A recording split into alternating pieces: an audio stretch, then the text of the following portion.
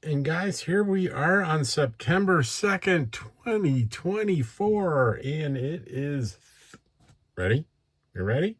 36 degrees out there at 6:20 a.m. 36 degrees, just 4 little degrees away from freezing. Dottie's still in bed, as most rational people and dogs are. And it is 70 degrees inside the trailer. I'm in Eagle Nest, New Mexico, which is, as the crow flies, straight down south, north of me, 30 miles, Colorado border. So in many ways, what I'm looking out over at 8,000 feet of mountain lake surrounded by majestic mountains is no different than what you would picture in Colorado without the crowds, without the prices. My summer home. So I have my, do you have your coffee? I have my coffee. Tasting especially good today. So I cheated yesterday. I did a long form video, but I cheated. It was just on the ravens that were ravens or crows, or someone pointed out, I think crows have like orange beaks and ravens have black. So it's cravens or ravens have black. So I think they're ravens, same sort of family.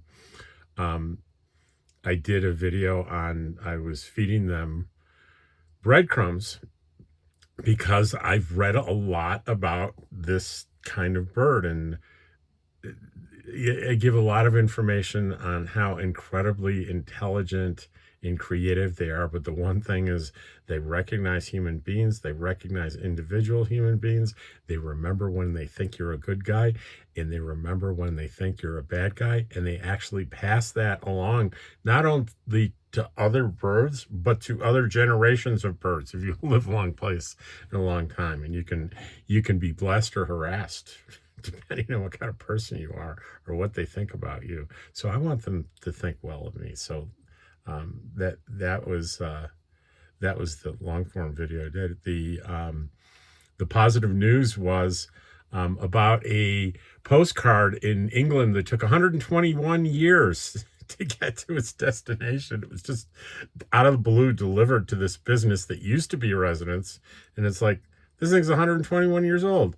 And they did a little bit of research, made some phone calls, maybe sent some emails, and got a family together that the only connection were the two family members that were communicating by this postcard 121 years ago. And both families met up there, and good story, good story. And then the other thing was just my, for some reason, yesterday's comment video was popular. Who'd have thunk? So Susan Jack says on the postcard, snail mail for sure. Randy G gives a smiley and a thumbs up. Ken Gray says, I feel a bit sorry for the recipient who thought her brother forgot her. Glad it was finally delivered. I'm sure she forgave him. He probably said, it was lost in the mail. I sent you a postcard. I really did. From an older one, my tiny RV kitchen, it works for you. That's all that matters. I got that comment was the most frequent comment on that kitchen video, and I appreciate it. On comment video, it looks foggy outside. I love how fog makes everything look soft and peaceful. Me too. Nash says, I hear you. I love the fog. I walk in the fog. The fog makes everything seem more magical. Remember when I was small, I used to think heaven was touched the earth when it was foggy. Because, you have those images of heaven of like kind of a mist rolling on the ground level, right? It's just dark, not very foggy today, but just dark. But there are mornings where I look out and I can't even see the lake. It's so foggy. The clouds are just sitting on a lake.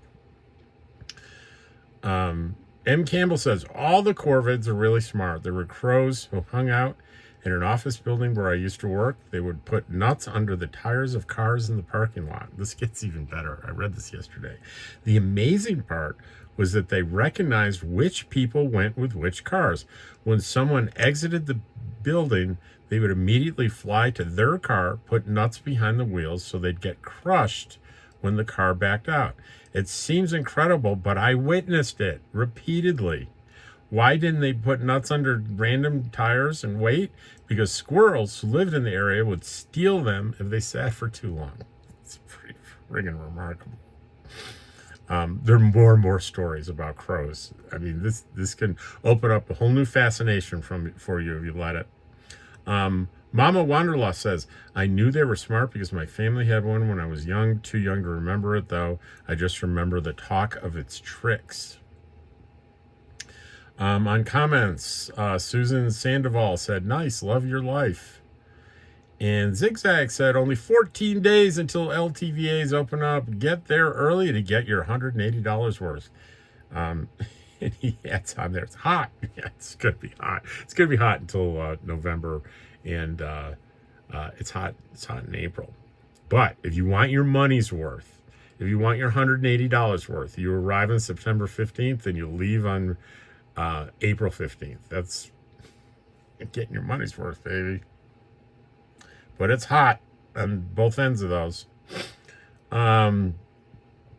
There's a back couple days, 88-year-old foster mom raises 40 kids. It got me kind of a little cry when I was reading that one. Annie's Shenanigans. Blessed foster mothers. I was raised.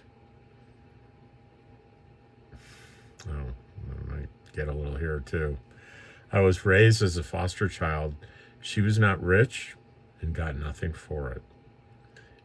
I was taken from my parents as an infant due to neglect. My foster mother was my aunt, my dad's oldest sister.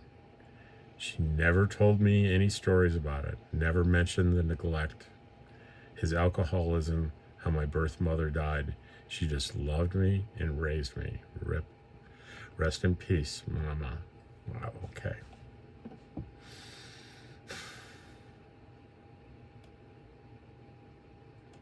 Lisa Roth, Lisa on the crows. Crows have always interested me. A woman who lived near me fell and hurt her knee badly. She was discovered when someone came out to find why crows were making so much noise.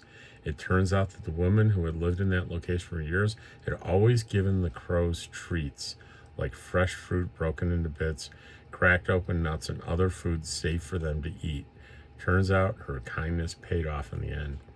And there were some crows really crying out here the other day. So much so I started researching what does it mean.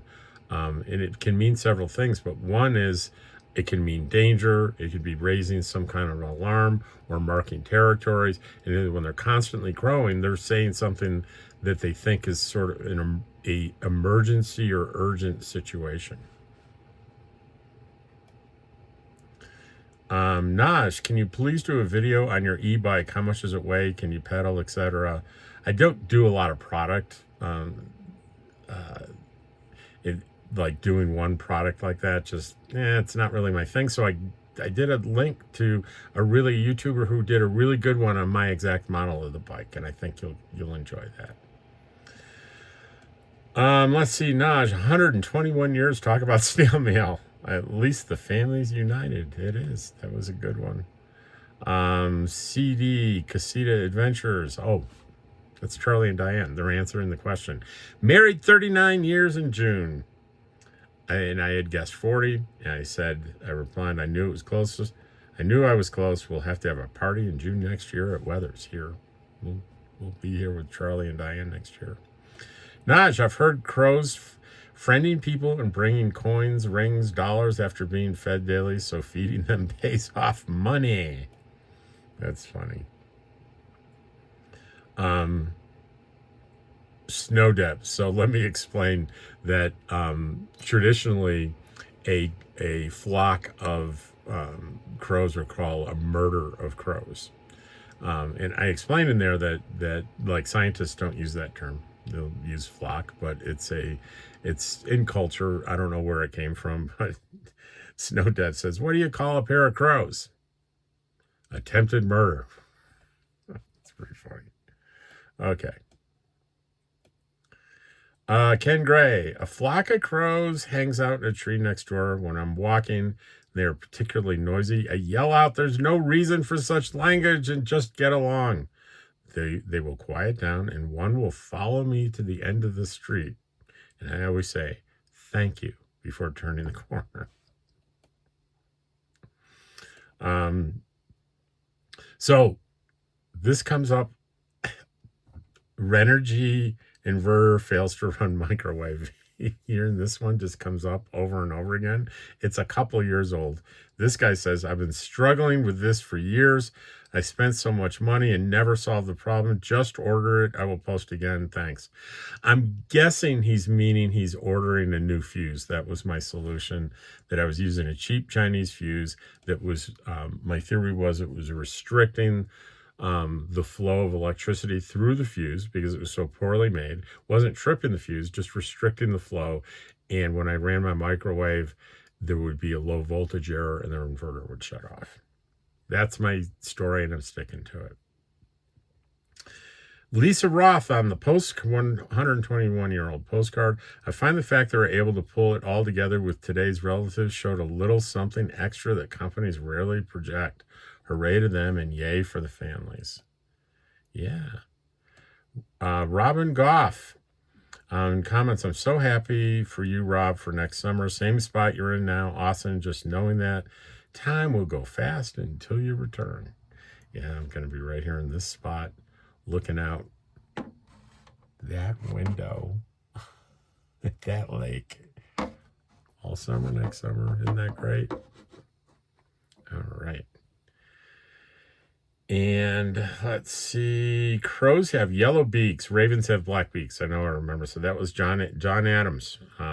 Thank you, John. So I guess those in the picture, those would be ravens that I had there.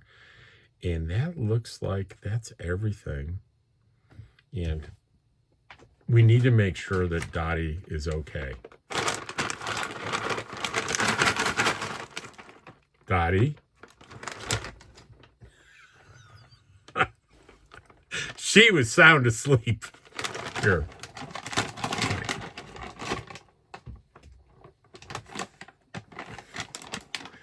She had a long day yesterday. We went for a ride to Angel Fire. We went and saw, say goodbye to Deborah Dickinson and Frugal RV Gal. And she had, Deborah's little dog Bandit has like this, what do you call it? Those little pull carts that Bandit has a bed in there. So Bandit sort of hangs out in there, and Dottie took it over. Poor Bandit. And Dottie was so tired from running around all day, just zonked out in there. Anyway, it's a sad part of nomad life, is saying goodbye to your friends. You're always saying goodbye and hello to your friends. So it balances out when you see you're back, we're back together. I'm so happy to see you. It's still hard to say goodbye, but so we have this saying, we don't say goodbye, we say, like the Hawaiians have aloha, means hello and goodbye. In nomad speak, we say see you down the road. So Deborah, Frugal, see you down the road.